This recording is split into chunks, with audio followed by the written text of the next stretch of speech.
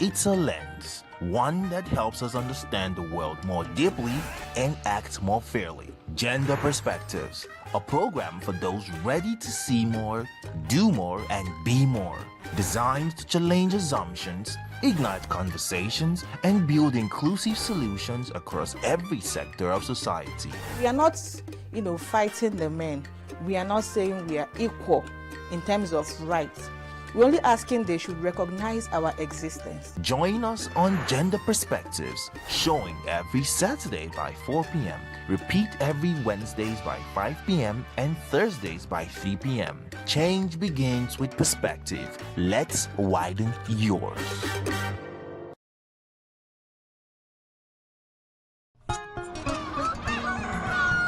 New every morning on Signature TV, we open the day for you with needed energy, information, and required vibes to shape your day. From sizzling snippets of stories in various areas of life to intriguing conversations with net worth guests. When you have people who have no track record becoming your leaders, you have a problem. There's no outstanding gratuity when Obi took over from me. I left in all the accounts of Anambra State 13.8 billion for him.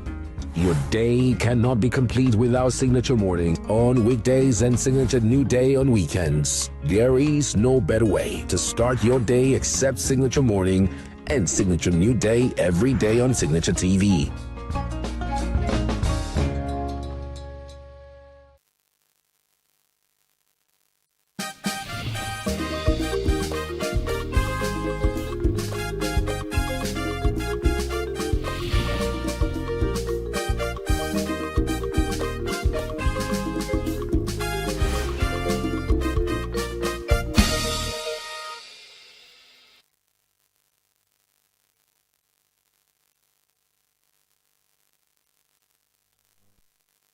Welcome to Global News on Signature TV. I am Barry Kumo Ado.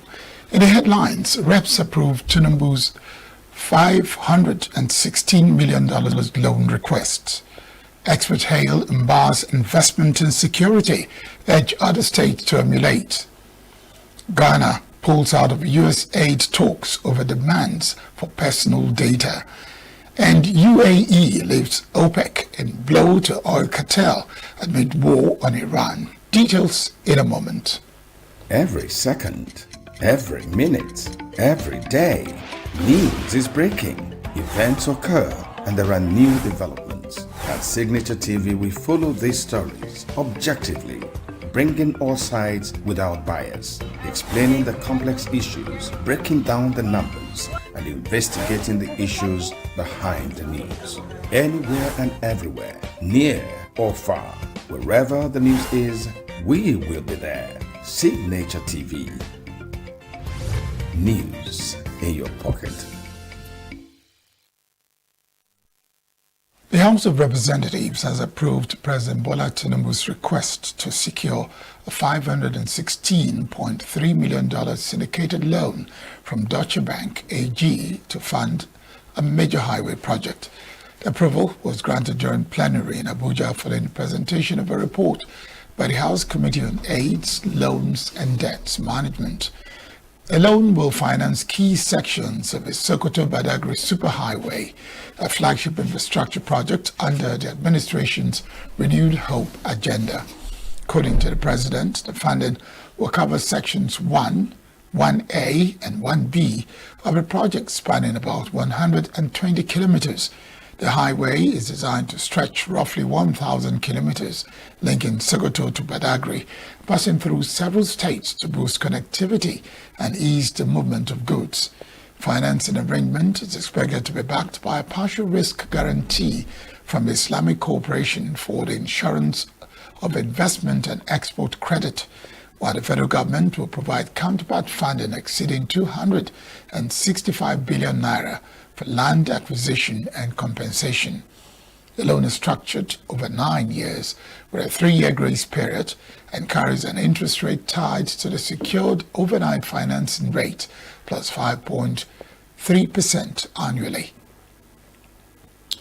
Security experts from across Nigeria are calling on other states to take a cue from ENUGU State and replicate its massive investment in modern security infrastructure. This comes after members of the National Institute for Security Studies visited Governor Peter Mba at the Government House, where they commended the administration's approach to tackling insecurity with technology and collaboration. Correspondent Chinemere Mikegbenam has the details. Members of the Executive Intelligence Management Course 19 of the National Institute of Security Studies, Abuja, have commended ENUGU State's strategic investment in advanced security systems. The delegation, led by Olaleken Fashanu, was in Enugu on a study tour with the theme Ethnic Militia and Resource Completion in Africa, Implementations for National Security. During the visit, the team expressed admiration for the state's AI-powered Command and Control Center, describing it as a game-changer in crime prevention and emergency response. A member of the institute, Dr. Olusola Okbola, said the installation has greatly improved surveillance and coordination across the states, a model he urged others to replicate. We're impressed, especially the area of security, with the command and control they have installed, which has assisted them in so many ways in curbing insecurity, in identifying gray areas, and which is a major factor that enable them to achieve this great length that they have achieved. We hope other states can come around to copy this kind of command and control that they have established. Governor Peter Mba said the administration's economic vision to grow Enugu's GDP from $4.4 billion to $30 billion would be impossible without a secure environment. Security, he said, remains the foundation for growth, investor confidence, and public safety. Mba challenged the visiting scholars to explore what he called Nigeria's tragedy of the commons that hinder proper utilization of the nation's abundant resources. We don't have any ungovernable spaces in our state today. So there is nowhere. Made that point clear to these criminals that we don't have room for them in Enugu. And we wasn't just by words, we also followed it by action. And as I said, investing hugely in security and we also looked at the social conditions that somehow trigger some of these tensions and fragilities. Also addressed it. We continue to invest hugely in social services. In the last 3 budget cycles, education and healthcare have remained the most sectors that we've spent the most in our budget in the last 3 budget cycles. And that's because we're not just looking at addressing security from a kinetic point of view. We're also looking at addressing it from the root causes. What are those conditions, social conditions that give rise to these criminalities, poverty, unemployment? How do we address them? The delegation, impressed by Enugu's approach, called for stronger collaboration among all tiers of government and security institutions to ensure a safer and more productive Nigeria. In Enugu, Chinemere Mikegbenam, Signature TV News. The Federal Capital Territory has received over 4,000 vials of a long-acting HIV prevention injection, with authorities confirming that the medication will be provided free to eligible residents. The Mandate Secretary for Health Services, Adedolakpo Fasiwe, announced this at the official launch of a LEN PrEP at Asokoro District Hospital. She described the initiative as a major breakthrough in HIV prevention, noting that injectable offers a convenient alternative for individuals who struggle with daily medication.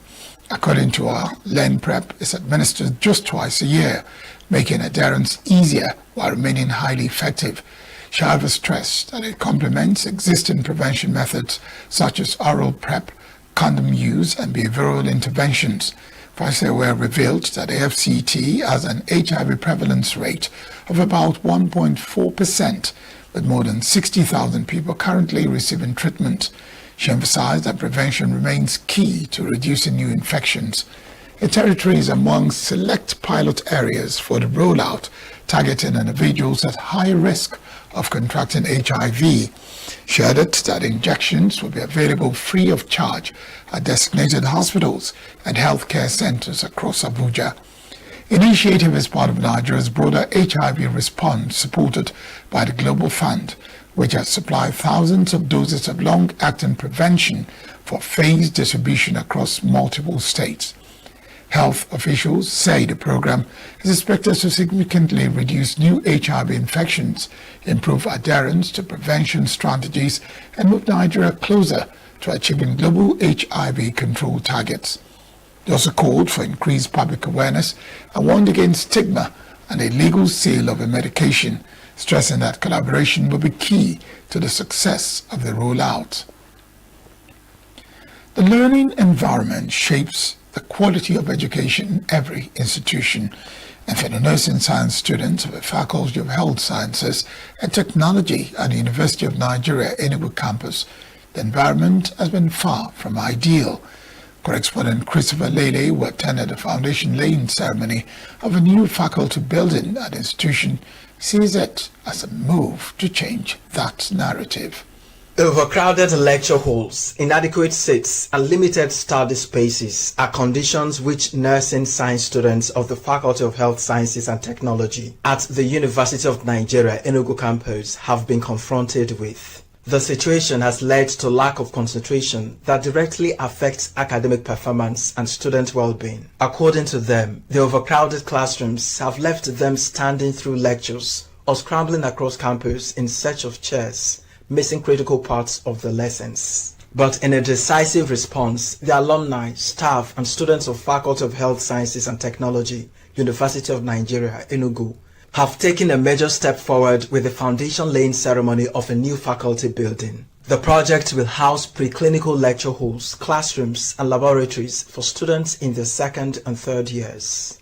Performing the foundation laying ceremony, the Deputy Vice Chancellor Administration at UNEG, Dr. Josephat Owomere, described the development as a significant milestone that signals greater progress for the faculty. On behalf of the Vice Chancellor, Professor Simon Otranya, I, Professor J.J. Owomere,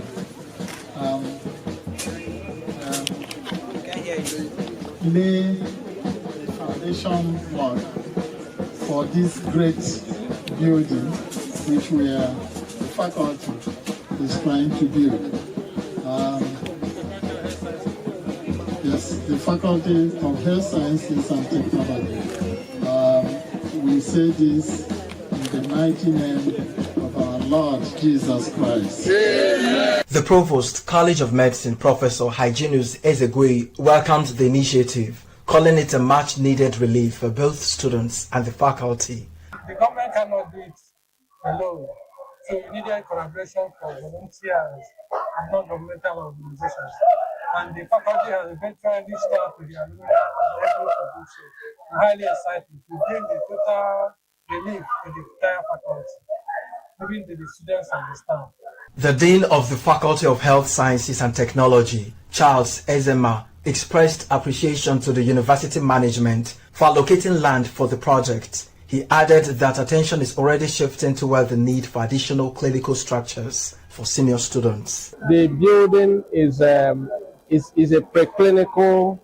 preclinical lecture hall, laboratories and classrooms for our preclinical students, those from second year to third year, second and third years. While we are hoping that another new structure will be built at Itikosa for the clinical classes, that's the fourth year and fifth year classes, and sixth year for those optometry. For their program is 6-year program. So the program is, the project is being sponsored by the alumni and staff of our faculties and friends of the faculties. So it's a privilege that the university allowed us to build by direct labor. So the university granted us the land and giving us the approval to sponsor the project, so which is ongoing now. And today marks the foundation laying ceremony for the project. Chairman of the building committee, Dr. Ijeoma Ilo, described the event as historic, noting that it is the first foundation laying project in the faculty in over 2 decades. She emphasized that the new facility will significantly ease the pressure on existing infrastructure. We don't have classroom for our students. Our students, the number of people sitting inside to listen to the lectures are more than the number of people outside are more than people who are inside to take the lectures, and it becomes a burden to us. I'm also happy that I'm the chairman of this building committee, and this is the first time this thing happened in our faculty in the last 20 years. The director of works at the ENUGU campus, Obiora Ogbaji, noted that the development will help address long-standing infrastructure challenges within the faculty. We have been having an accommodation problem in UNEC, and this one will go a long way to ameliorate the problems of accommodation, especially in the faculty. We students, we are so grateful for this because I see it as a privilege and a wonderful opportunity, because so far we have been having accommodation issues, like the classes can't even contain the students that we had here. And when I heard about the new project, I was so happy. Even the students, I know they are very, very happy, because it will now lessen the stress of maybe all these poor ventilation in classrooms. For students who have endured years of overcrowded classrooms, the project represents the long-awaited shift toward a more conducive learning environment and a stronger academic future.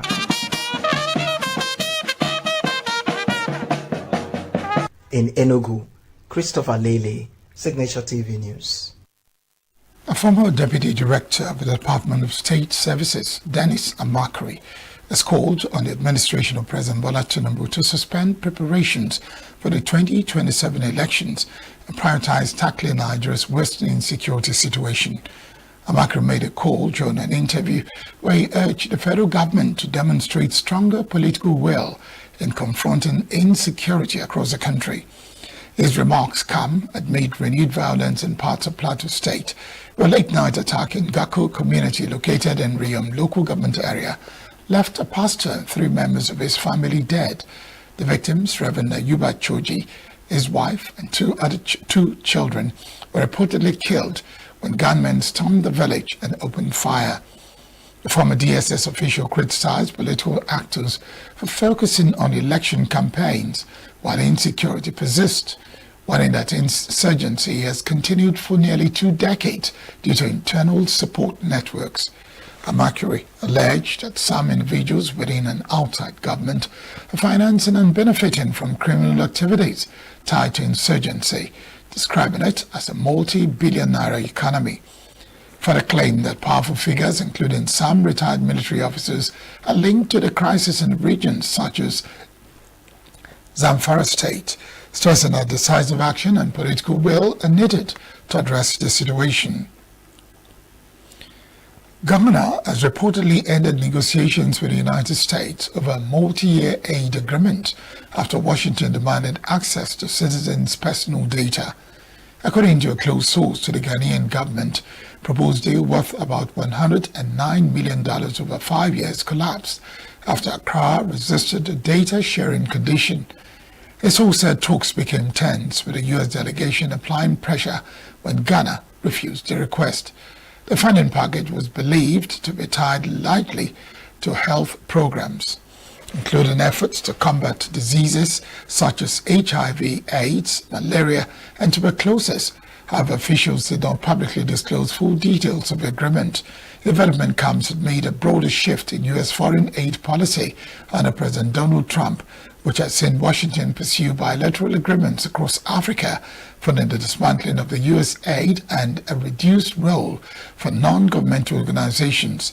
Several African countries, including Nigeria, Kenya, and Rwanda, have already signed similar agreements under the Africa First Global Health Strategy, collectively worth more than $20 billion. However, concerns over sovereignty and data privacy have led some nations to reject or suspend such deals.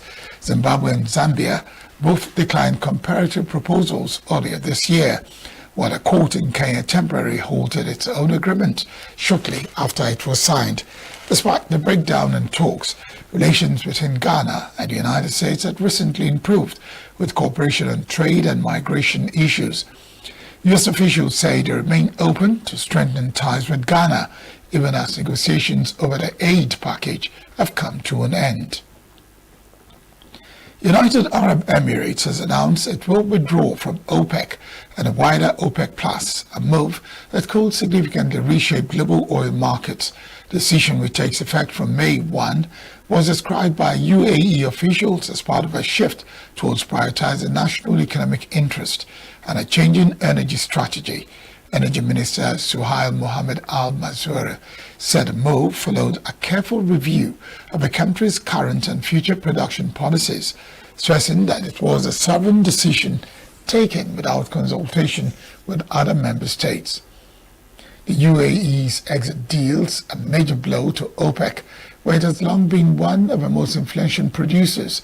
Analysts say losing a country with significant production capacity weakens the group's ability to manage global oil supply and stabilize prices. The development comes at a time of heightened geopolitical tension, particularly due to the ongoing conflict involving Iran, which has disputed energy flows and raised concerns over the security of key shipping routes like the Straits of Hormuz. The situation has already affected exports from Gulf producers as threats and attacks on vessels passing through the vital corridor continue to impact global energy supply. U.S. President Donald Trump has previously criticized OPEC for influencing oil prices, adding another layer of tension to global energy crisis. Meanwhile, regional dynamics have also played a role. The UAE has expressed frustration with what it sees as insufficient political and military support from regional allies, including members of the Gulf Cooperation Council and the Arab League, amid recent security threats. Amnesty International has called for a United States airstrike on a migrant detention center in Yemen to be investigated as a possible war crime. In a report marking 1 year after the incident, Amnesty said the April 28, 2025 strike hit a detention facility in Sada, killing dozens of African migrants and injuring many others. The organization described the attack as potentially indiscriminate and raised concerns that it may have violated international humanitarian law. The facility, which had operated for years as part of a larger prison complex, was known to hold migrants and had previously been visited by humanitarian groups, including the Red Cross and the United Nations. Amnesty said it found no evidence the site was being used for military purposes. The group criticized the administration of former U.S. President Donald Trump, accusing it of weakening safeguards meant to protect civilians during military operations. Amnesty also reported that survivors continue to suffer severe physical and psychological trauma nearly a year after the strike. Many are unable to work and rely on relatives for support, while others cannot afford medical treatment. Despite initial statements from U.S. defense officials that the incident will be reviewed, Amnesty said no findings from any investigation have been made public and no accountability measures have been announced. The organization is now urging U.S. authorities to carry out a prompt, transparent, and independent investigation and to provide preparations to victims and their families. Next, a sports news with Christopher Lele. Super Eagles defender Emmanuel Fernandez has been named Rangers FC's player of the 2025/2026 season following an outstanding debut campaign with the Scottish club. Fernandez, who joined Rangers FC in July 2025 from Peterborough United, enjoyed a rapid rise to prominence, establishing himself as one of the team's most consistent performers. The Nigerian defender made an immediate impact at Ibrox, scoring on his debut in November 2025 to announce his arrival in style. His impressive displays earned him the club's Player of the Month award in January 2026. Fernandez's fine club form was soon rewarded on the international stage as he received his first call-up to the Nigerian national football team in March 2026. He marked his debut with a goal, further underlying his growing reputation. The 2025/2026 campaign saw Fernandez feature in 29 matches across all competitions, contributing 6 goals from defense, an impressive return that highlights his attacking threat alongside his defensive solidity. Egypt will host Russia in an international friendly on May 28 at the new administrative capital stadium as the Pharaoh continue their preparations for the 2026 FIFA World Cup. The Egyptian Football Association and the Russian Football Union have finalized arrangements for the fixture, which forms part of both teams' build-up schedules ahead of upcoming international commitments. Russia has also confirmed additional friendlies against Burkina Faso on June 5 and Trinidad and Tobago on June 9. The encounter will mark the first meeting between Egypt and Russia since their clash at the 2018 FIFA World Cup, where the hosts secured a 3-1 victory. In cricket, Emilio Gay and David Bedingham scored sublime unbeaten centuries in a record-breaking third-wicket partnership of 290 as Durham successfully chased 336 to beat Lancashire by 8 wickets in their County Championship Division 2 match. Both made centuries and the hosts chased down an imposing target with ease as Durham reached 336-2, handing the North East County its second win of the season. After being 124-7 in their first innings and heading for a hefty first innings deficit, the partnership cemented an excellent tournament for the hosts, with the efforts of Matthew Potts also key to that. The victory takes them up to second, 3 points behind Lancashire, who remain top, but Durham have played 1 game fewer. In tennis, world number 1 Arina Sabalenka came from a set and a breakdown to beat Japan's Naomi Osaka in the 4th round of the Miami Open and progressed to quarterfinals. 4-time Grand Slam champion Sabalenka secured her 15th consecutive victory of the year and 9th in a row in Madrid by winning 6-7, 1-7, 6-3, 6-2 in 2 hours 20 minutes. The 27-year-old had not lost a match in the Spanish capital since 2023, but she was tested early on by fellow 4-time major winner Osaka, who was playing some of her strongest tennis of the season. That's Sports News on Signature TV. I am Christopher Lely. Let's turn our attention now to entertainment news.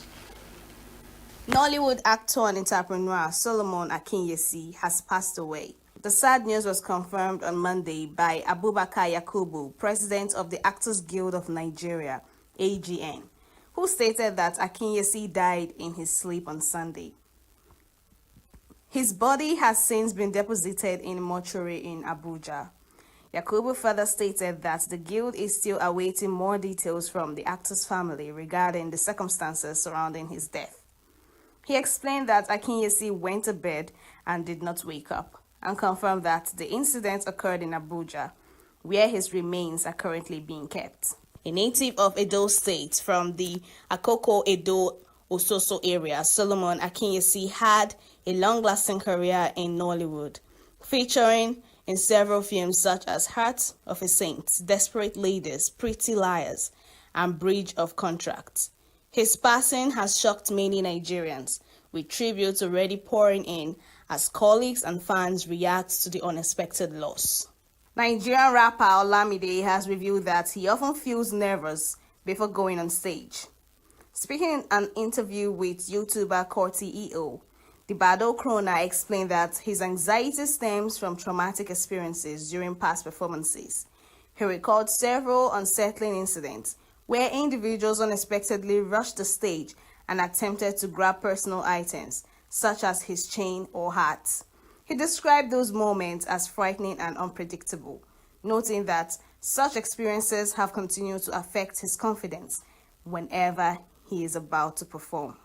Nigerian rapper Speed Darlington has taken a swipe at singer Portable, arguing that the latter's claimed wealth is not reflected in his appearance. The Bang Dada Dang Krona made this remark during a recent live stream with Pella while explaining why he does not upload his music to the streaming platform Audiomack. When encouraged by the host to follow Portable's example by putting his songs on the platforms, Pete Darlington declined, insisting that there was no real financial benefit from it. He explained that he does not see any clear evidence of earnings from Portable sources on the platform and stressed that anyone who wants to listen to his music must be willing to pay for it. His comment comes weeks after Portable appealed to colleagues, including music executive Don Jazzy, for support with digital marketing, expressing frustration over low earnings from streaming platforms despite having a global audience. That's the entertainment news. Queeneth Wokunta's Signature TV News. That's the size of our package. I am Barry Kumo Ado. Thanking you very much for watching.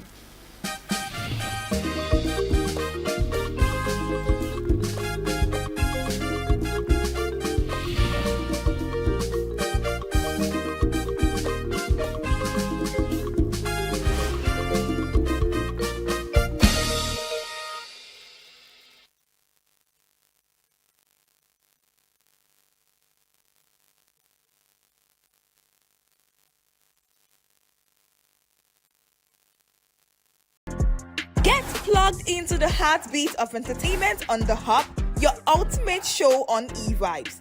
From trending stories and social media drama to top charting music, must-watch movies and exciting moments from the world of arts, we've got it all. Join us for unmissable conversations with your favorite entertainment personalities, plus fun segments every week. I should try harder, so... Okay, I don't know that one. Outfit of the day. Oh, I don't do that. That's some Gen Z stuff. Oh, now you say it's a Gen Z stuff. It's everything you love about entertainment, served fresh every week at 1 p.m. with weekend repeats just in case you missed it. The Hub's on e-vibes, where the vibes never stop. Only on Signature TV.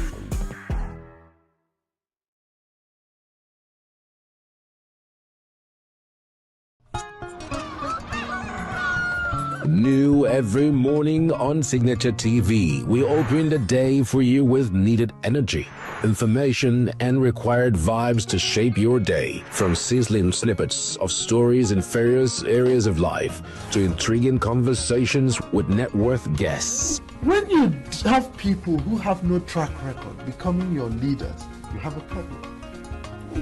There's no outstanding gratuity when Obi took over from me. I left, in all the accounts of Anambra State, 13.8 billion for him. Your day cannot be complete without Signature Morning on weekdays and Signature New Day on weekends. There is no better way to start your day except Signature Morning and Signature New Day every day on Signature TV.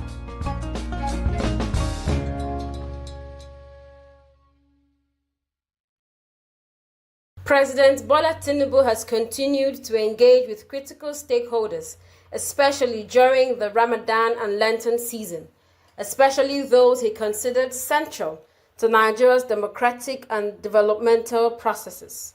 It was therefore the turn of leaders of the Newspapers Proprietors Association of Nigeria, the Nigerian Guild of Editors, and the Broadcasting Organizations of Nigeria, who joined the president in the interfaith breaking of the Ramadan and Lenten fast at the State House, Abuja.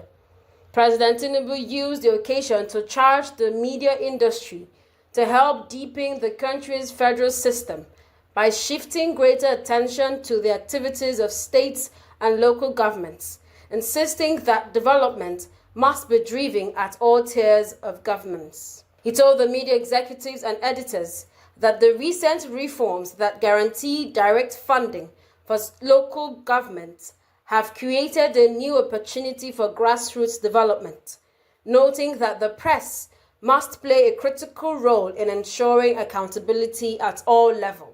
He added that state governments are also benefiting from improved fiscal space and must be scrutinized accordingly, as governance and national progress require collective responsibility among leaders, institutions, and citizens, describing the media as an indispensable partner in nation building. Leadership comes with responsibility of taking decision at the time it ought to be done.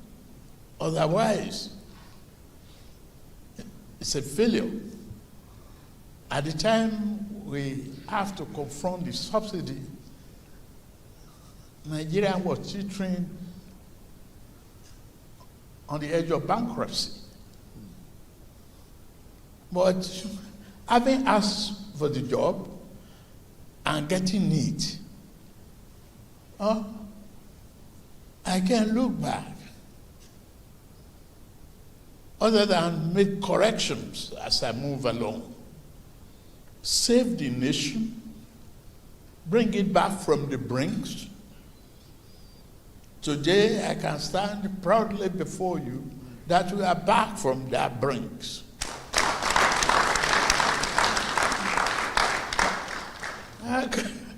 Can you imagine a nation that is owning the airline for reimbursement of their tickets and galloping exchange rates, galloping inflation? Yes, I accept the asset and liability of my predecessor because I asked for the job and it was given to me, right? So I have to do it. But if anybody tells you it's easy, it's a lie. You people are.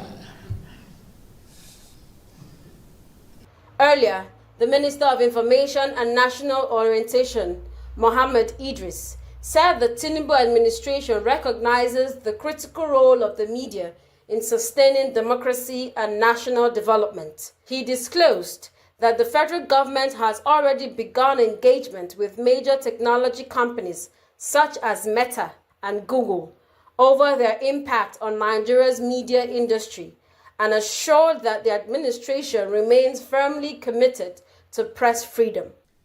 All the time, because it is easier for them to meet me.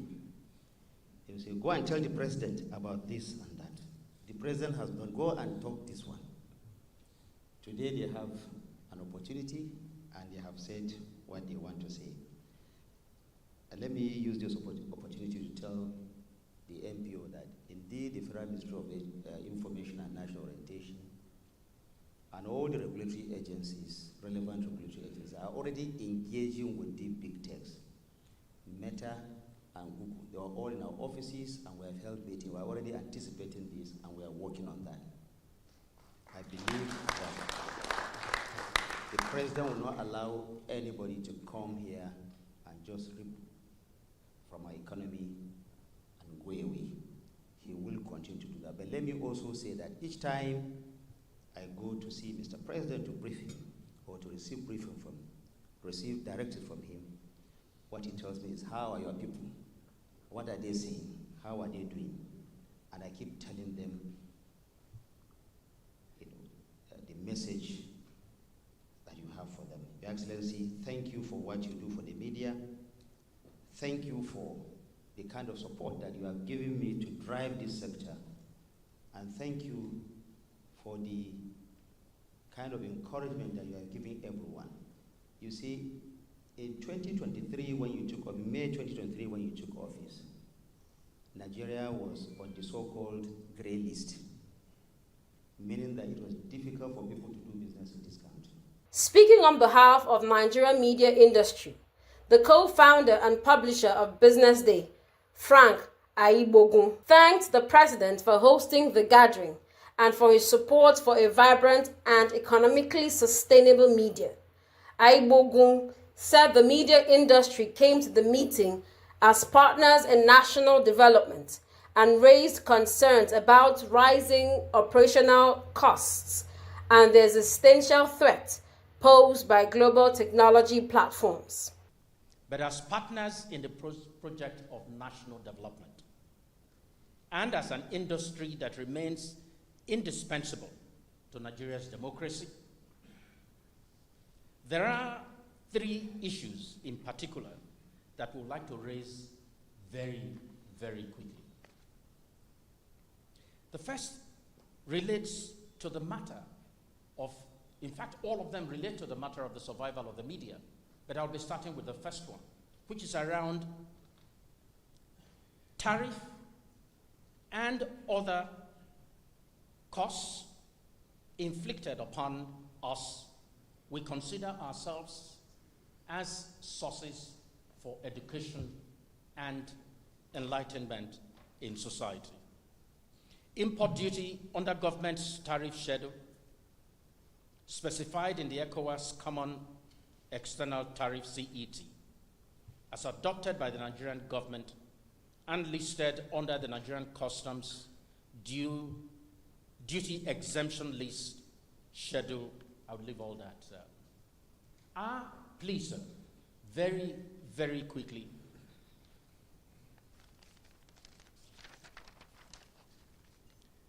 is simply to passionately and to ask for your gracious intervention in ensuring that these tariffs, whether they relate to import duty. The publisher told the president that the big technology companies and artificial intelligence platforms are increasingly undermining the business models of traditional media organizations.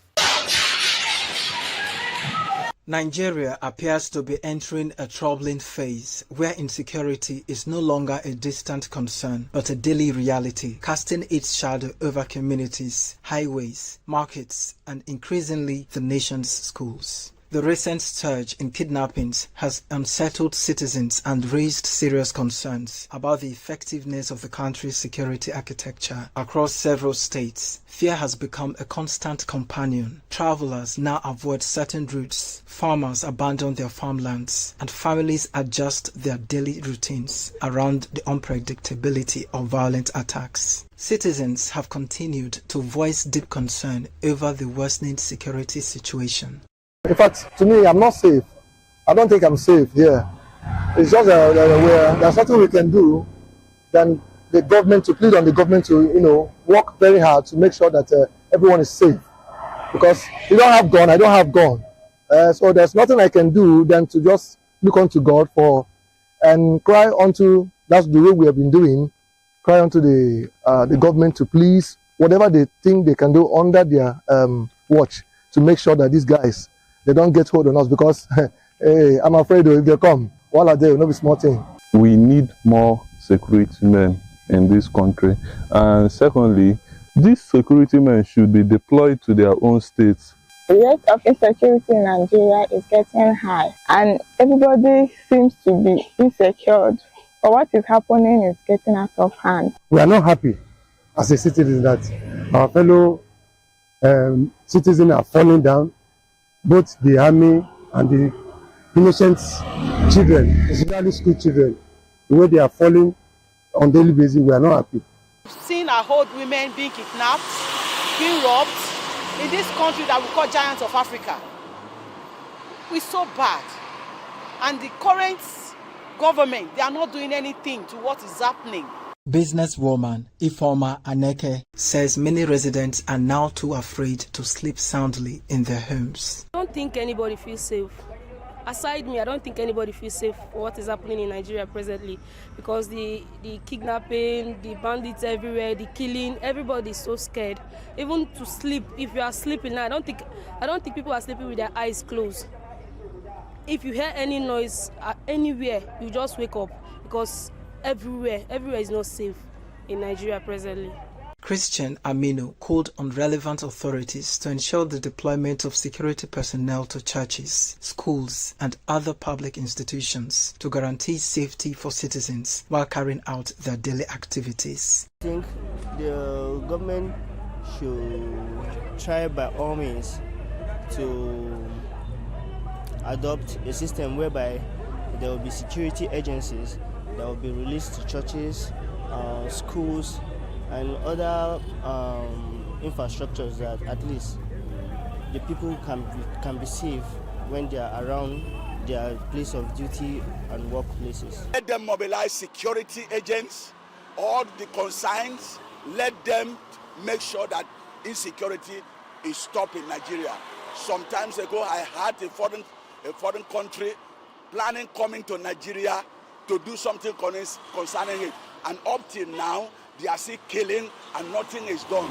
They should do something concerning it. These reactions come as state governments adopt emergency preventive measures. In Katsina State, authorities have ordered the closure of all public schools following credible threats linked to kidnapping gangs. Kwara State has also shut down schools due to rising fears of possible attacks, while Plateau State has placed selected institutions on indefinite closure. Findings across the northern region show that over 180 schools have been affected by either temporary or ongoing shutdowns directly linked to insecurity. Residents, however, insist that beyond closures, there is an urgent need for a coordinated and sustained security response to restore public confidence and ensure the protection of lives and property. In Enugu, Christopher Lele, Signature TV News.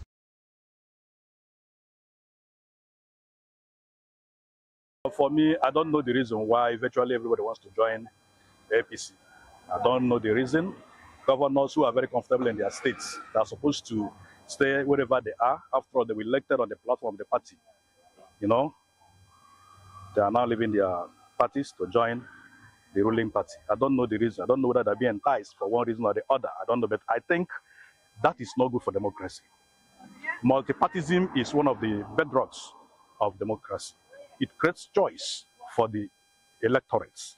So that if you don't like this party, you understand, based on their manifestos, you can check the one that has manifestos that suits you, and then you vote for their candidates. But when you have everybody joining one party, it doesn't give the electorate the choice, and it will create apathy. You understand? People become somehow lackadaisical. They are not interested anymore in joining or in even carrying out their normal duties as citizens. You understand? Some people will be disenfranchised. Some people even disenfranchise themselves because they're no more interested. So bring everybody into one political platform. For me, I don't like it. I don't know the reason, because I know that one party can breed anarchy, it can breed fascism, it can breed dictatorship. Understand? So it can bring all manner of, bad influences or devices, or vices in politics. So when you have one party state, you have almost shut in the electorates. So they don't have any other choice apart from following whatever thing you have presented to them. So for me, it is undemocratic. It does not encourage democracy. Well, generally, whatever policy, whatever thing, whatever step the governance wants to take, or any step they want to take in political matters, they don't look at your opinion. They don't look at you and I's opinion. It's all about their interest. But I see it that when you are trying to defect from one party to another, it's because you're not confident that you can actually stay one place and then make it. Except if your party decides to discharge you because of one misconduct or the other. Well, that one, you have that right to switch over. But you just waking up one morning and you think this is the only party I believe if I should step into, things will go well for me. Not actually for the citizens of the state. You are just going for your own interest, like you are going for your own interest. So you already feel that you are not going to progress if you should continue in that particular place. So that means you don't even have all it takes to, go for any opposition party and make it. You are just after your own interest, and you are looking for where, if you are weak, the party's power will now help you excel, help you be in the spotlight, like shield that your weakness so that people will not notice. You are trying to run under an umbrella where that your fear will be protected. That's how I see this defection of a thing. If you look at the whole system, generally, APC is topping the list. Look at PDP. How many states can we count now like that is PDP states? Apuga, how many? APC is taking the lead, because if you don't go there, if you are not in that party, 2027 is not for you. You are just out of the whole thing. So everybody's just going in there to just shield himself, at least be a little bit, like 70% confident that I'm going to win. If you go against the ruling party, you are off the hook. You are like out of it. Lastly, from the look of things, that's where we are heading to.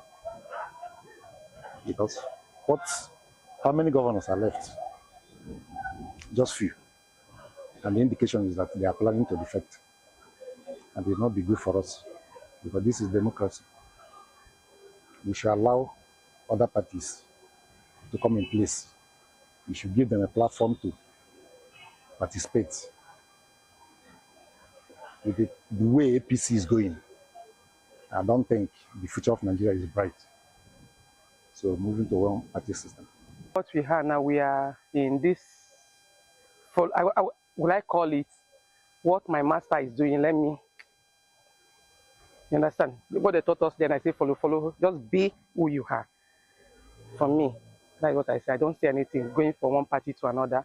Why wouldn't you stand in that your party and build that your party for that thing you are going there to do? That is all I can say about it. Just like EFCC coming to tell us that we are always after criminals, whereas they are the criminals. The politicians are the criminals, but they're after the criminals. Now, when it's time for you to do your work, you change the narrative to some people that are vulnerable, that can't speak for themselves. It's just the same thing with this one. They are trying to create something that they will use and cover up some other offenses that are upcoming, like that we'll see in the future. They are there to cover those things we think that will be a huge problem. They will tell us, we're on it, we are handling it, and it will be taken care of. And then after, they'll go for the list, leaving the big fish up there, doing their thing the way they want it. Trust me, even if they, even if that is being created, trust me, that thing will only work for the poor. Just like EFCC. EFCC is for the poor, not for the rich. It's not for the politicians. If you try it, you lose your job.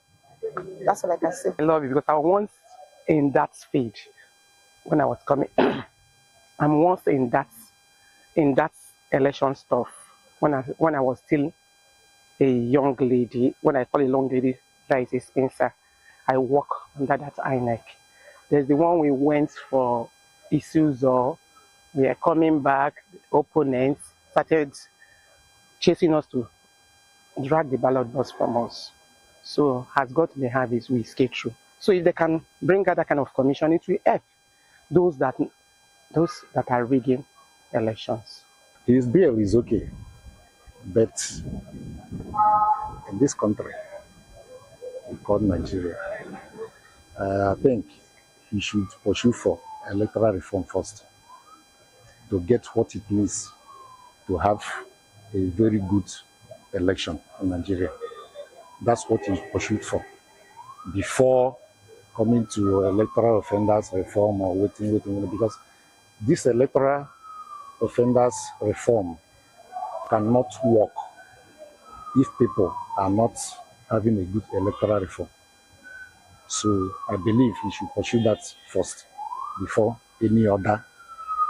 establishing any other commission that will help in having this election, having a free and fair election in Nigeria. Electoral reform must be accepted, and I think synergy is another thing he should focus on, because people are losing interest. Ordinary citizens are losing interest, because if you remember the last election, 2023, you all know what happened. We believe that it was rigged, that somebody who won, they didn't announce the person that won the election. That's what many believed. And it's because of the, what did they call it, glitches, or, So I believe, let's him pursue electoral reform first before going towards electoral commission, whatever. What the INEC chairman is doing is germane, is good. It should be encouraged. When somebody commits such offense, that person should be tried immediately. If the person is found guilty, the person should go in for it. You understand? On the spot trial will discourage people from doing a nonsense during elections, because they know that once they are caught, they will face the law immediately. And by that time, it will not give their godfathers the opportunity of intervening. Before they will intervene, justice has already been served. It will help to serve as deterrent to those that have intention of committing malpractices during elections. plugged into the heartbeat of entertainment on The Hub, your ultimate show on e-vibes. From trending stories and social media drama to top charting music, must-watch movies and exciting moments from the world of arts, we've got it all. Join us for unmissable conversations with your favorite entertainment personalities, plus fun segments every week. I should try harder, so... Okay, I don't know that one. Outfit of the day. Oh, I don't do that.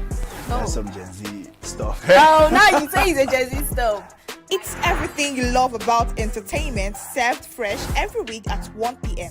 with weekend repeats just in case you missed it. The Hub's on e-vibes, where the vibes never stop. Only on Signature TV.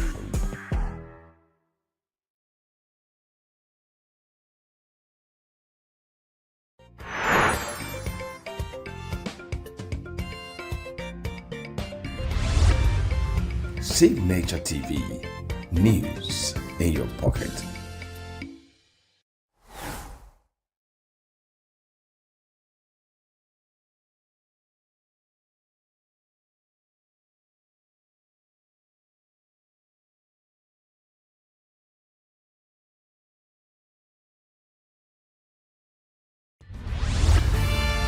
We are local. International communities observing Right, the main market is in chaos. People are... We are national.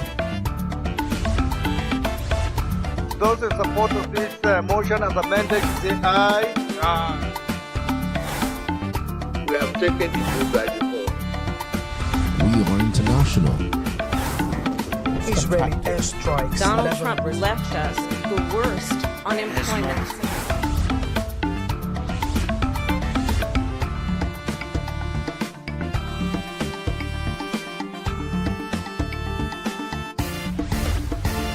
Signature TV. News in your pocket.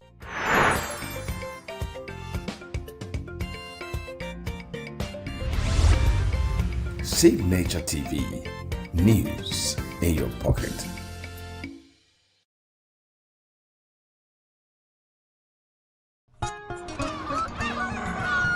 New every morning on Signature TV, we open the day for you with needed energy, information, and required vibes to shape your day. From sizzling snippets of stories in various areas of life to intriguing conversations with net worth guests. When you have people who have no track record becoming your leaders, you have a problem.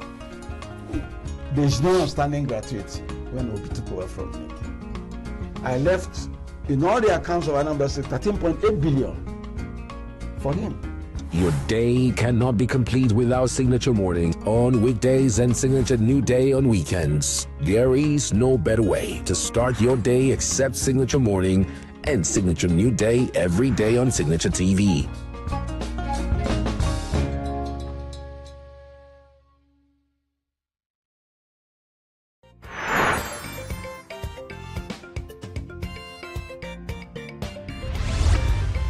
Signature TV. News in your pocket.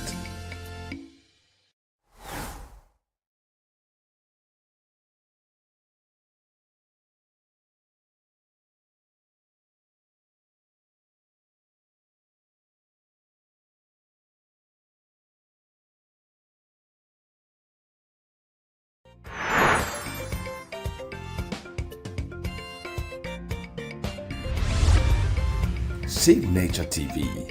News in your pocket.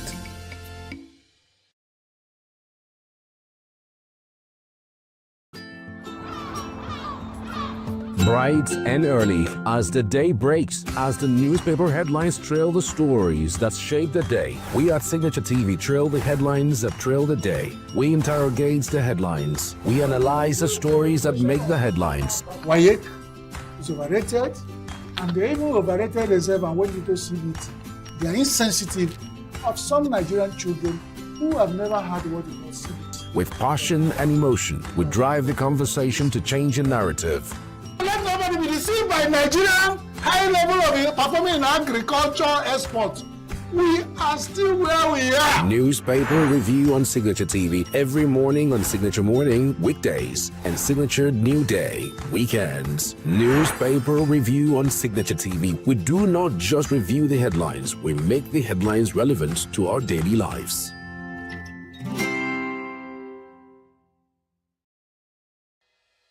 Health is more than a diagnosis. It's your lifestyle, your choices, and your future. Join us on Inside Health, your weekly deep dive into the stories, science, and solutions shaping your well-being. From expert interviews to real-life journeys of healing and hope, we cover it all. One of the complications of cancer management or treatment is they have some of them, at one point in time, you see them having anemia. Okay, so you see them at times being transfused. But at the same time, you come in with a diet. Nutrition, mental health, innovations in medicine, fitness, and everyday wellness. Whether you're managing a condition, staying informed, or just living your best life, Inside Health is your trusted guide. I'm Tigiti Agorom, and I'll be with you every week on Inside Health, only on Signature TV.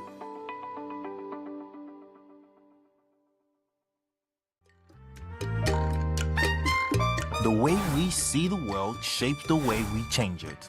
Gender isn't just a checkbox, it's a lens, one that helps us understand the world more deeply and act more fairly. Gender Perspectives, a program for those ready to see more, do more, and be more. Designed to challenge assumptions, ignite conversations, and build inclusive solutions across every sector of society. We are not, fighting the men. We are not saying we are equal in terms of rights. We're only asking they should recognize our existence. Join us on Gender Perspectives, showing every Saturday by 4 p.m. Repeat every Wednesdays by 5 p.m. and Thursdays by 3 p.m. Change begins with perspective. Let's widen yours.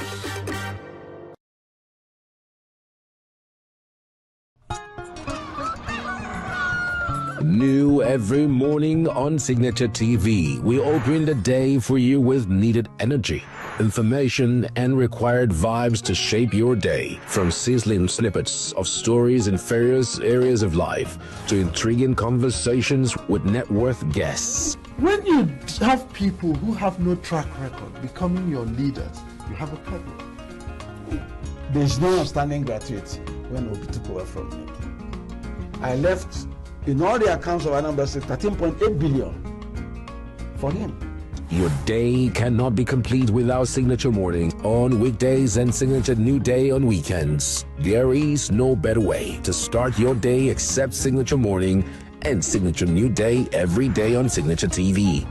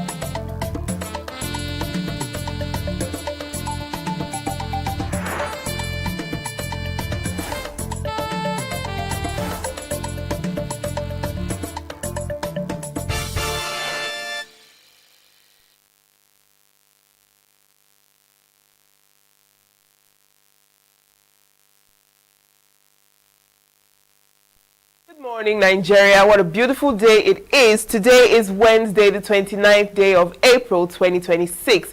And if you haven't already noticed, the rainy season is already very much here, and we are experiencing a lot more rains than usual. So, I mean, make sure to go out with your umbrellas. Make sure to, for those people who are prone to cold, make sure to, take care of yourselves as this season, progresses. Thank you so much for joining us this morning on the program. It's always a pleasure to have you. Make sure to stay tuned as we have a lot more interesting packages coming your way through the course of this program. I am Uchenna Chimdi Oluoha, and we'll go on a break. When we return, we'll look at what is making the rounds on the headlines of the newspapers this morning. Do stay with us.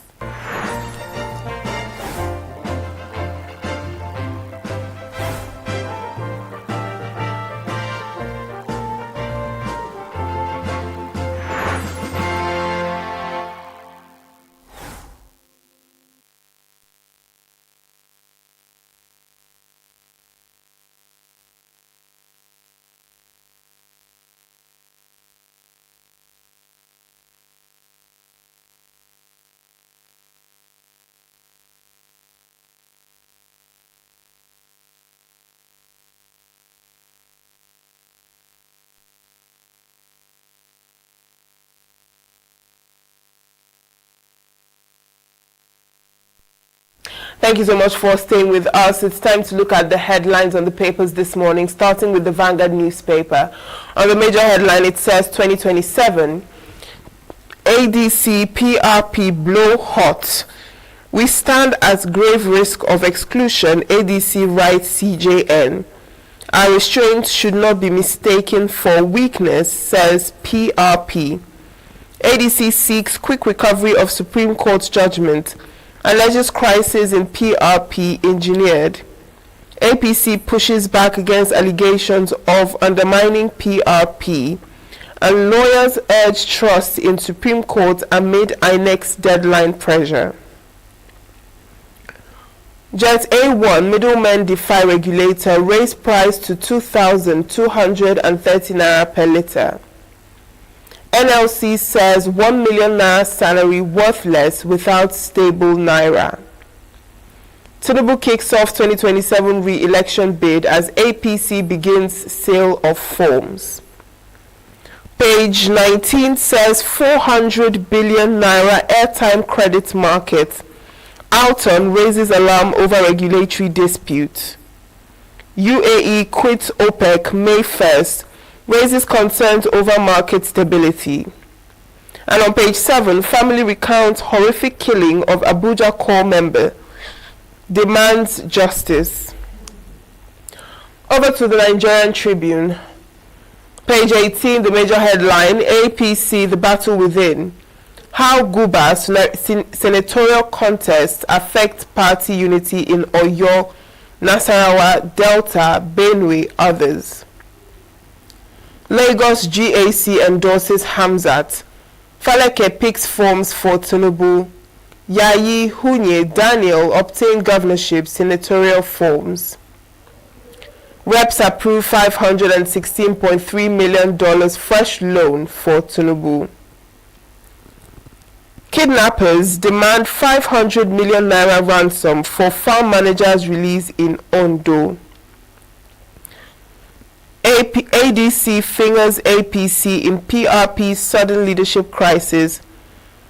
Telecom operators call for urgent regulatory resolution as airtime credit suspension threatens millions of Nigerians.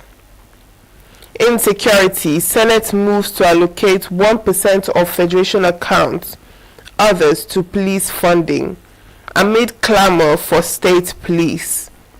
And on health, e-cigarette emits toxic metals, raising new health concerns. The Guardian newspaper, the headline says, opacity, weak audits trail FG spending amid abuse of Fiscal Responsibility Act. Faleke picks presidential forms for Tinubu. UAE exit rattles OPEC as UN warns of worsening trade food crisis. SANU to shut down varsities over stall negotiation on Friday. FG moves against malnutrition. OK's 2026 to 2035 nutrition policy.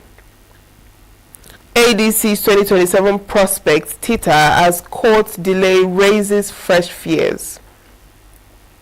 EFCC probes VCs over inflated contracts, students' fees diversion.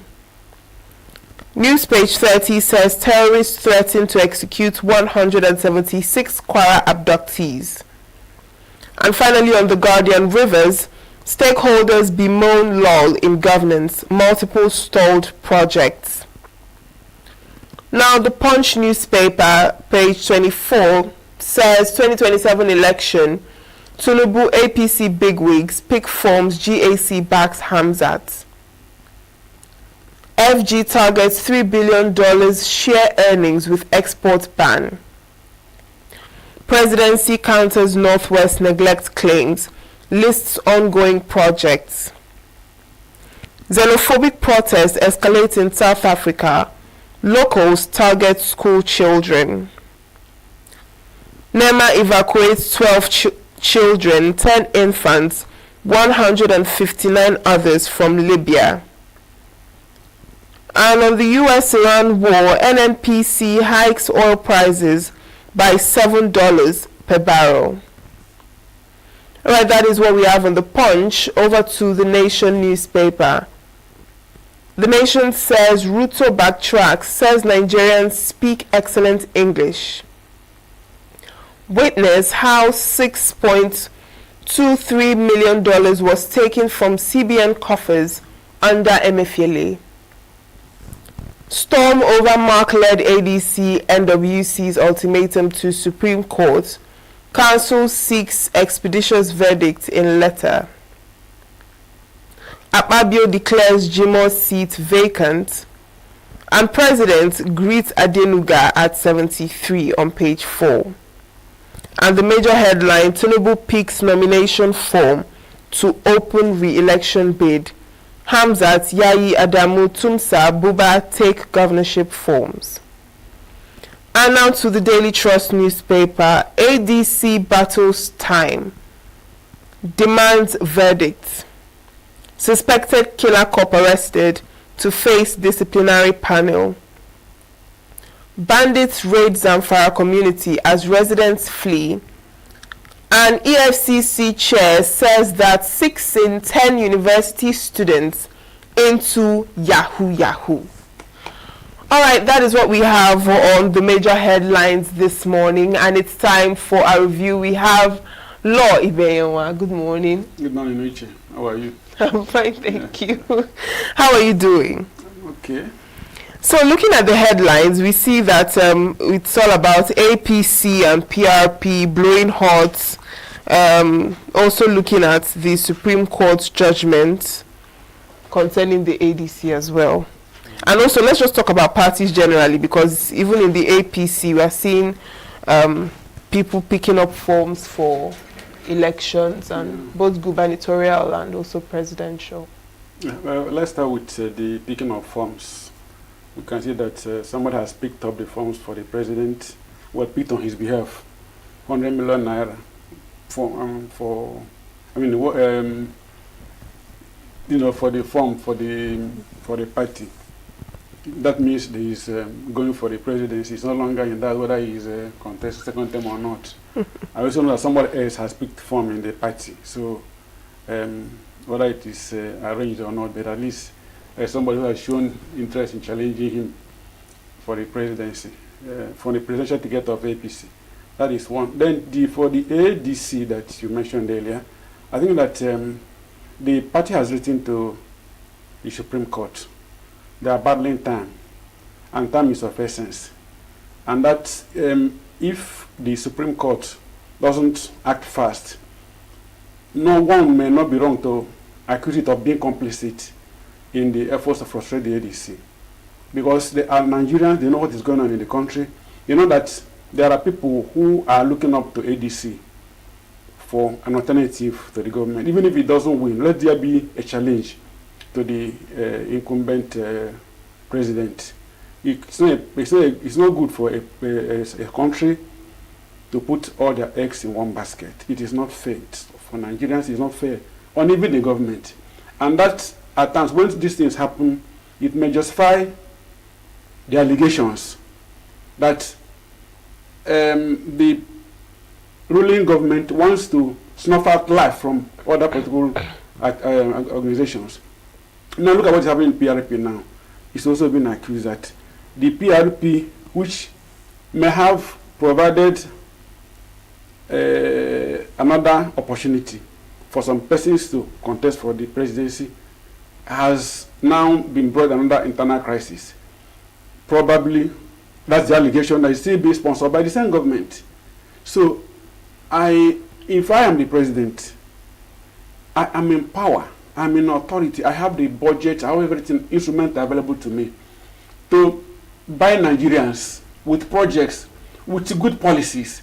That's how to, that's your machinery of government. It is at your disposal. You have resources of government, resources of power, you have persons all around you. That's the way to campaign. It's not by making sure that there is no opposition. This is a former Nadeko chieftain, a former somebody who fought for democracy, one of those who fought for democracy in Nigeria. Now democracy is here with us. At the point he was in exile because of suppression and all that. Now you're back in Nigeria and you're enjoying the fruits of democracy. Why would you do everything possible to make that democracy to blossom in the country? So that's the way I want to look at it. That please, the Supreme Court, look at the window available to ADC. If you don't do that, they say within 3 days, the next 3 days, if they don't give that judgment, it means that they're out of the presidential election. I mean, it's not fair to all Nigerians. It's not fair to even the party in power. So I think that should be, they should act fast. It was on the 22nd that we agreed to pass that judgment. Mm-hmm. On that, the people came to listen to the judgment, only for them to say they are going to postpone to so and so date, and they are going to be informed. I mean, you can pass judgment, even if you don't have a judgment ready. It has happened in the past. You can pass judgment, just deliver your ruling, then tell them that you are going to give details of judgment later. It can be, it is done in judiciary.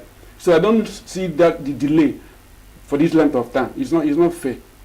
Because let them know that they are contesting or they are not contesting. They're not even, there are several things that the party needs to know how they are going. And if you don't deliver that judgment, okay, for instance, even the ruling of the appeal court that the INEC interpreted it in a way that they said, what do you call it, that the status, they should maintain the status quo. Yes. And, so what is the status quo? Is the status quo when David Mark was in power, or was it before David Mark assumed office? Now that the INEC has interpreted it to be that there's no, it is against the ADC-led, David Mark-led ADC, then make a pronouncement, let them know where they're going. It's very, very urgent that thing happens in the next few days. So that's the way I look at it, really. All right. Now, the NLC is saying that 1 million naira salary is worthless without stable naira. What do you think? Of course, that is the reality. How much is 1 million naira? Convert it to dollar, and you find out what you are. You go to the market. In fact, each time you go to the market, you come back like you feel like shedding tears. It doesn't happen to me. Each time I go to the market, in fact, I get traumatized anytime I enter the market, because no matter the amount of entering the market, you come back with virtually nothing. Mm-hmm. So because of the devaluation of the currency, there are some Togolese doing some work. When I went to that village, they were doing some work. Somebody was doing a house project. I said, "Are you planning how much?" He said, "How much you plan making money in this country? You come all the way from Togo to." I said, "They are not making any money. That this money, when we convert it to our currency, it means nothing." So, which means that even neighboring countries, that is even the neighboring countries, our currency is worthless to them. So, what the NLC is saying is the reality. How much is school fees? How much is fuel? How much? You virtually cannot take me anywhere. That's the reality we have found ourselves in. And that is why we must begin to look at a way of strengthening the value of the naira by encouraging production, because it is that because we don't have enough production in the country that the naira is being devalued. If you're able to show up our production capacity, now we have the Dangote refinery, which is bringing down little pressure on the foreign exchange. If you're able to encourage other industries or build new ones, and then make the business environment more clement for the industrialists, that is the only way of beating down showing up the value of the currency. Otherwise, we'll just be carrying money about and we won't be able to buy you anything. That's unfortunate. Now, the reps have approved the 560. The day was, I think I was here today. Yes. The request was made, of course. So I said you should assume that you just take for granted to already accepted. So that's the reality.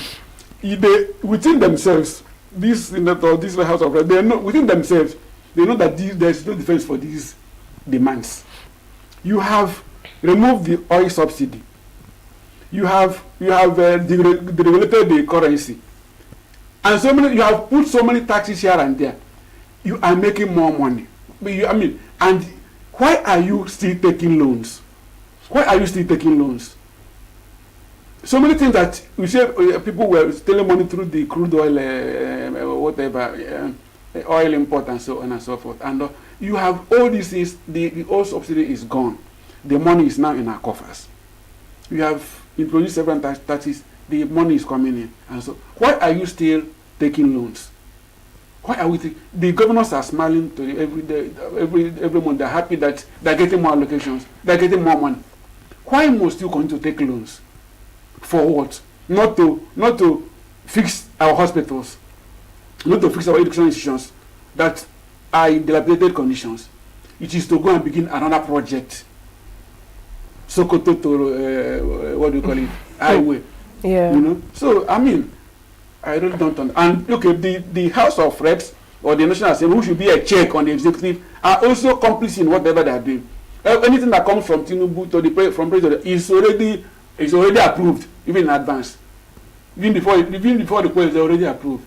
Have you ever seen the National Assembly question anything that came from the president? Is that why we're having three arms of government? The legislature, the executive. Why are we having three arms of government? If it must be, let them dissolve now, so that we know that we have one arm of government. See, the other can no longer check on the other arms. It's unfortunate. Yeah, it's quite unfortunate. And we still see this issue of xenophobic protests escalate in South Africa. Locals are targeting school children, and just the other day we heard that 2 Nigerians were also killed. Well, it's quite unfortunate. Again, if I haven't had the presidency say much, all I had was when the NICOM chairman Abika Dabre was cautioning Nigerians they should not open their shop. They should not. I have not seen a proper diplomatic engagement with South African authorities that we should not harm Nigerians. If it's just touch one American and hear what just one person, just threatening to touch one American, and our people are dying. How many have you heard that the president of Nigeria has gone to South Africa or has invited even at diplomatic levels? Have you had any such thing? And this thing they saw it coming, and it is happening. And how have the government reacted to that? To the best of your knowledge, because you give other countries a body language of how your stance and how you value your citizens. That's how you show how you value your citizens. But they'll tell you should not come out, you should be law abiding and so on and so forth. What have they committed any crime to warrant all these attacks? I don't think they have done anything. Well, I'm not saying there are no criminals everywhere. I'm not saying that Nigerians are safe, but then they don't deserve that kind of treatment. And they can be because of our own situation in the country. Okay, if these one things are fine, won't they come back and stay in Nigeria? I don't know. If the condition in the country is okay, that if I come back now, you are being attacked, shouldn't they be rushing home to come and find refuge in their country? But they can't. What are they coming to? To come and NLC say 1 million naira cannot feed you. So what are they coming to? What are they coming to do? I don't even job for them when they come back. It's the environment claiming for them to come and stay and then do bad business and make money. The other man was talking about. Okay, so it's bad. It's bad. Yeah, well, SANU to shut down varsities over stalled negotiation on Friday. You know, that I think that was one promise that the president made, that there won't be any other shutdown in Nigerian universities, tertiary institutions. I give kudos to the Minister of Education about the handling of ASU negotiation. I think that one has been conclusively done, even though they are complaining that some of those promises have not been fulfilled anyway. But then, at least they have signed an agreement. I think that they should also make effort to also address the issues of SANU, MESU, and the rest of the unions in tertiary institutions, because any further shutdown impacts on the quality of education. But again, the SANU and the other unions should also be cooperative, because I have this noted that what they do is that when they look at us, when they give us 1 kobo, they ask for 1 kobo. When they give us 10 naira, they ask for 10 naira. So it's like kind of inter-union jealousy, or envy. I don't know how to put it. So they should also know that their job is different from what ASU does. The job of lecturer is different from what the other arms of universities do. So they should not be looking at ASU as a benchmark to get their own what they're asking for. But I mean, I think that government should do well to also address their own issues, their own challenges, and their own peculiar circumstances. But I'm saying that even when they do that, let them reduce the way they look at what did they give us. I mean, ASU did their own negotiation on their own. So you should also be able to say this is what as affects your own line of duty. That's the way I look at it. Yeah. Okay, so before we go, I want you to talk about what this EFCC chair said, that 6 in 10 university students are into Yahoo. Well, if that is the case, it's unfortunate. But again, it is also a reflection of the situation in the country. Nigerians are passing through stuff. They are passing through a lot of challenges. Nothing justifies crime. Nothing justifies crime. But these young guys, again, it reflects, if they have genuine means of livelihood, do you think they will be going to that their whole thing? No, I mean, I think that's the reason that government should put on its thinking cap. These are our young, our children, you know. So we must find a way. What is it that is? What is the lure that made them to go into that Yahoo thing? What is the way out? So it's not a question of condemning them and then harassing them and all that. Find a way of solving the problem, even with while they're in school. What is the quality of education they get? How relevant is the education in the job market? So when they leave, what can they come out to begin to do? So when you're in school, they should be able to tailor the curriculum to be able to show that this guy comes out, he becomes this, and then the environment where he will become that thing will be available in the country. So it's not a question of saying that cis in every. I mean, they are seeking means of livelihood. I've said I'm not justifying it, but then it means that there's a lot of challenge for the government and those in authority to find a way of engaging our young people. So even when they leave school, they'll find that, because they're already looking at, there are people who have 2 years, 3 years, 4 years no employment and no opportunity to get it. So what do you want them to do? The result of that. I'm not just finding that I will see come to say that, but let's put on our thinking cap on how to engage our youth, make them more productive, and to be productive. Well, because when they are productive, the economy grows. The economy grows, the entire society gets better.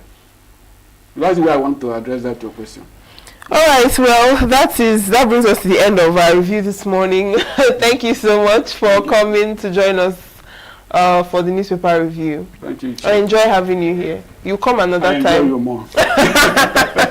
Thank you, you're doing great. All right, thank you so much. And that is it for our newspaper headlines and review segment on Signature Morning. Don't go anywhere, as we'll be back shortly.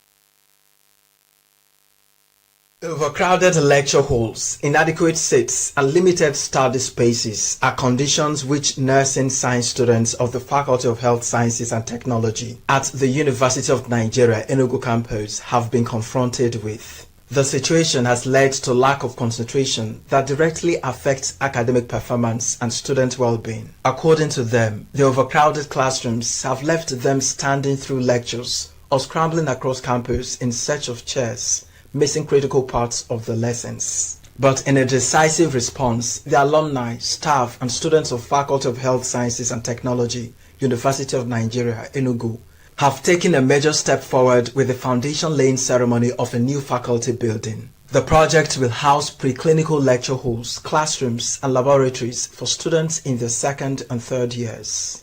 Performing the foundation laying ceremony, the Deputy Vice Chancellor Administration at UNEG, Dr. Josephat Owomere, described the development as a significant milestone that signals greater progress for the faculty. On behalf of the Vice Chancellor, Professor Simon Otranya, I, Professor J.J. Owomere,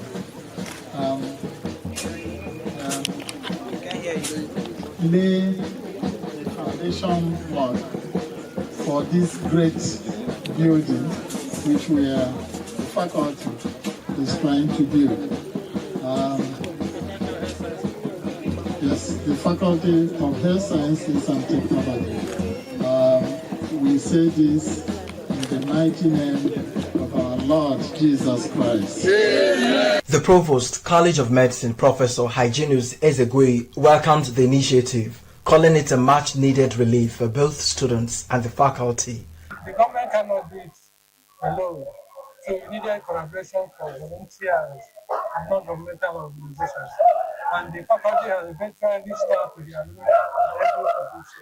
I'm highly excited to bring the total relief to the entire faculty, even to the students and the staff. The Dean of the Faculty of Health Sciences and Technology, Charles Ezema, expressed appreciation to the university management for allocating land for the project. He added that attention is already shifting toward the need for additional clinical structures for senior students. The building is a new preclinical lecture hall, laboratories and classrooms for our preclinical students, those from second year to third year, second and third years. While we are hoping that another new structure will be built at Itikosa for the clinical classes, that's the fourth year and fifth year classes, and sixth year for those optometry. For their program is 6-year program. So the program is, the project is being sponsored by the alumni and staff of our faculties and friends of the faculties. So it's a privilege that the university allowed us to build by direct level. So the university granted us the land and giving us the approval to sponsor the project, so which is ongoing now. And today marks the foundation laying ceremony for the project. Chairman of the building committee, Dr. Ijeoma Ilo, described the event as historic, noting that it is the first foundation laying project in the faculty in over 2 decades. She emphasized that the new facility will significantly ease the pressure on existing infrastructure. We don't have classroom for our students. Our students, the number of people sitting inside to listen to the lectures are more than the one person outside, are more than people who are inside to take the lectures, and it becomes a burden to us. I'm also happy that I'm the chairman of this building committee, and this is the first time this will happen in our faculty in the last 20 years. The Director of Works at the ENUGU campus, Obiora Ogbaji, noted that the development will help address long-standing infrastructure challenges within the faculty. We have been having an accommodation problem in UNEG, and this one will go a long way to ameliorate the problems of accommodation, especially in the past. We students, we are so grateful for this because our see it as a privilege and a wonderful opportunity, because so far we have been having accommodation issues, like the classes can't even contain the students that we had here. And when I heard about the new project, I was so happy. Even the students, I know they are very happy, because it will now lessen the stress of maybe all these problems in classrooms. For students who have endured years of overcrowded classrooms, the project represents the long-awaited shift towards a more conducive learning environment and a stronger academic future.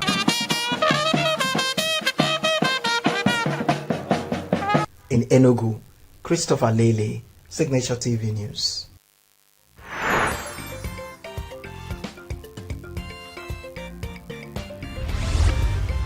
Signature TV, news in your pocket.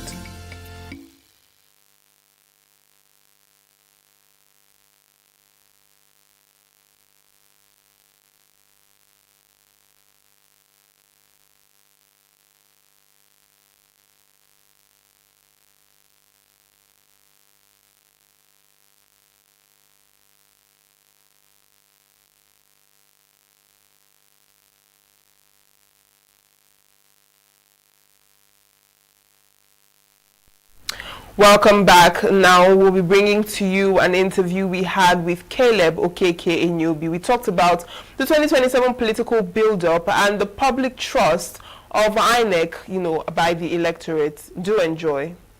Of public trust and public perception. Well, INEC, in its recent foray, especially under the newly appointed boss, has not had a very smooth one with Nigerians. I believe that the relationship between Nigerians and INEC has since deteriorated, especially it was heightened at the time when there was the rumors that the current INEC chairman, it came out on the media that he must have been partisan in as recent as 2023. I think nothing has done more damage to the relationship between INEC and the electorate than that piece of news. Though INEC has gone on to debunk it, they've gone on to do their independent verification and investigation, I think that the reports had even made everything compounded because a lot of holes have been poked into it. To summarize the relationship between INEC and the electorate, it's just to say that Nigerians are apprehensive about INEC. It's almost as this apprehension. And it shouldn't be so. I mean, considering the level of work and resources that have been put into INEC since 2011, leading up to 2015, and then now, one would expect that those resources would have culminated into a better relationship. But that is not what we have today. What we have today is serious apprehension on the side of the electorates about if INEC is going to live up to its fundamental principle of independence, especially as we move on to 2027 elections. And that brings me to ask you, what would you say is INEC's biggest challenge or INEC's greatest challenge that is causing this apprehension, as you say, among the electorates? Of course, the very first thing, INEC says the very first word in its nomenclature is independence. It's the inability of INEC in recent times to show their independence from the executive arm of government, especially from the one who pays the piper, that has resulted in this. I think that public perspective is shaped by whether the official communications, which at times we find that some of the appointees of the executives in this particular administration, the President Tinubu administration, seem to be ahead of INEC in terms of, we saw a situation where a government appointee made a public post, and then hours later, INEC then made the same post on their own page. Such optics does not enable the belief of electorates in the independence of INEC. So their singular most biggest challenge right now is how to manage to convince Nigerians that the I in the Independent Electoral Commission, National Electoral Commission, is not silent at this point in time. That's the biggest challenge, and that has to do with people, the people who are at the forefront of running the institution, and as well as the body language of the appointees of the present leadership of Tinubu, because the way and manner in which the government and its appointees are acting as though INEC is an appendage of the federal government, or acting as though INEC is an extension of the All Progressives Congress. It leaves nothing to be desired on the side of the citizens who are awake and alert at this point in time. If you add that to the misery index of the country and a good preponderance of Nigerians who are hoping, who are thinking that the status quo needs to change, you find that it does not provide a very conducive environment for people to have any trust in INEC whatsoever. So the biggest challenge is INEC trying to convince Nigerians that are independent as we go into the 2027 election. I think that has a lot to do with the psychological messaging that Nigerians are getting at this point in time, especially with INEC actions and, of course, the actions of the ruling All Progressive Congress. Exactly. Now, speaking of, political parties, I mean, recently we've seen a lot of internal party dynamics and disputes, and we've also seen INEC, at the forefront of the involvement with these issues. So how do you think that this is also impacting on the public trust of INEC, particularly seeing that the political parties themselves are also having problems with fielding, candidates, or, how their candidates emerge for these elections? How do you think that these things are interconnected with how INEC is faring currently?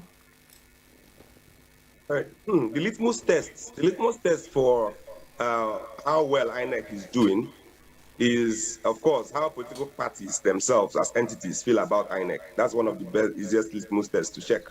If we say on the one hand that citizens are maybe that the messaging that they are getting from INEC and from the government is a bit conflicting, then you can now say, okay, the last line to say if there is still trust in INEC will be to see what the political parties are thinking of INEC. And I think at the moment, there is a lot of lack of trust and suspicion, even by political parties, on the part of INEC.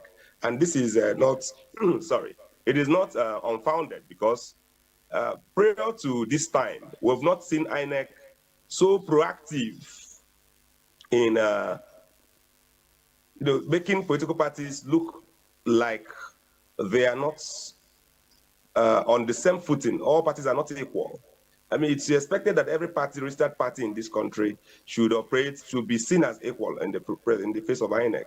But that is not so, because the conduct of INEC recently, especially with the way that they have gone with the ADC and the way they have done with the Labour Party, if you compare that with how they also treated the APC when they had their crisis, you find that it is not an equal treatment.